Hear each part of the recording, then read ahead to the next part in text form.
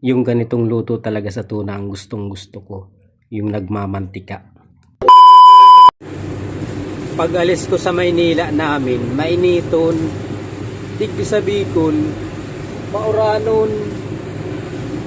So yun na nga, finally, nandito na rin tayo sa Sorsogon. Basta nakakita ka ng kulay dilaw na motor, alam mo, nasa Sorsogon ka na.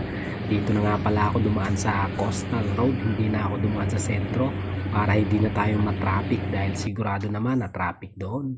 Pagdating ko nga sa bahay ay pumunta kaagad ako dito kay Paring June para manghingi ng kanyang mga tanim na gulay-gulay. Unahin na natin tong kamyas. Masarap nga itong papakin, lalo na pampulutan dahil napakatamis naman talaga ng kamyas. Isos.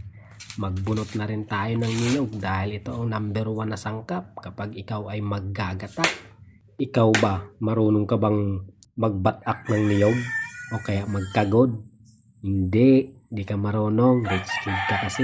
Pero kung marunong ka, paki-comment mo naman sa baba kung ikaw ay marunong. At ikaw na ang magkayod nito. Kaso, kinayod ko na. Next time na lang.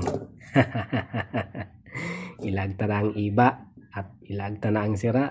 Para kung sakaling matutong man, ay suiba ang matututong, bako susira. Ibaga. Oh. So, pasiramon ini, tambakol. Kung digdi sa Bicol, ang apod ka ini ay rayado. Sariwaunon paan, hilingunon mo man sa karnikan sira, di ba? Igwa pa nga ni ki bunay. Lagay na natin yung pangalawang piga. Sinalang ko na nga pala at eto nilagyan ko na rin siya ng sibuyas, bawang. O di ba? Ang galing ng takip ko, kaldero din, ang kaldero, kawali pala. Dahil medyo tuyo na siya, ilagay na natin yung kakanggata. Yan. Tapos timplahan ko na rin yan ng paminta, asin at bechin. Siyempre para malinamnam. 'Di ba? Lagay na rin natin yung mga libreng gulay katulad ng pechay at saka malunggay. Pampahaba ng buhay. O 'di ba? Ikaw ba, kumakain ka ba ng gulay? Baka hindi. O comment mo na sa baba kung kumakain ka ng gulay. Pag malupay nga yan na gulay katulad nito, sigurado luto na yan. Ano pang hintayin natin? Tara, kain na tayo.